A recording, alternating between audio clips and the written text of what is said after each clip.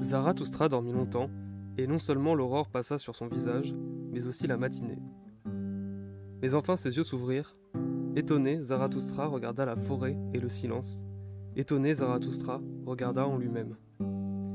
Puis il se leva vite, comme un marin qui, tout à coup, voit la terre ferme, et il exulta, car il voyait une vérité nouvelle. Et il s'adressa alors en ces termes à son cœur. La lumière s'est faite en moi. C'est de compagnons dont j'ai besoin, et de compagnons vivants, non pas de morts et de cadavres que j'emporte où je veux. C'est des compagnons vivants qu'il me faut, qui me suivent, parce qu'ils veulent se suivre eux-mêmes, pour aller là où je veux. La lumière s'est faite en moi, ce n'est pas à la foule que Zarathustra doit parler, mais à des compagnons. Zarathustra ne doit pas devenir le berger et le chien d'un troupeau. On détournait beaucoup du troupeau. C'est à cette fin que je suis venu. Que la foule et le troupeau soient en colère contre moi. Ce que veut Zarathustra, c'est que les bergers l'appellent brigand. Bergers, dis-je, mais eux-mêmes ils se nomment les bons et les justes. Bergers, dis-je, mais eux-mêmes ils se nomment les croyants de la vraie loi. Voyez les bons et les justes, qui haïssent-ils le plus? Celui qui brise les tables de leur valeur, le destructeur, le criminel, mais celui-là c'est le créateur. Voyez les croyants de toute foi, qui haïssent-ils le plus? Celui qui brise les tables de leur valeur, le destructeur, le criminel, mais celui-là c'est le créateur. Des compagnons, voilà ce que cherche le créateur, et non pas des cadavres, et non pas des troupeaux et des croyants. Ceux qui créent avec lui, c'est eux que le créateur cherche. Ceux qui inscrivent des valeurs neuves sur des tables neuves.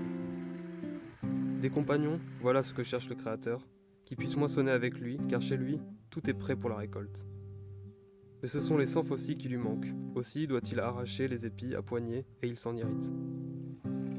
Des compagnons, voilà ce que cherche le créateur. Et de ceux qui savent affûter leurs faucilles, on les appellera destructeurs et détracteurs du bien et du mal. Mais ce sont eux les moissonneurs, ce sont eux qui célèbrent les fêtes. Des compagnons, voilà ce que cherche Zarathustra pour créer, moissonner, célébrer les fêtes.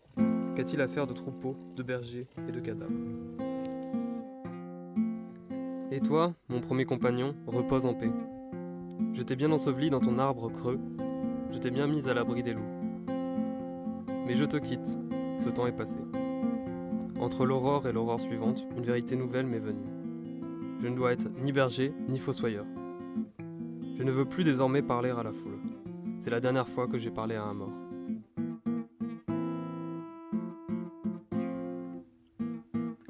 C'est au Créateur, au moissonneur, à celui qui célèbre des fêtes que je veux me joindre. C'est l'arc-en-ciel que je veux leur montrer et tous les échelons qui mènent au surhumain.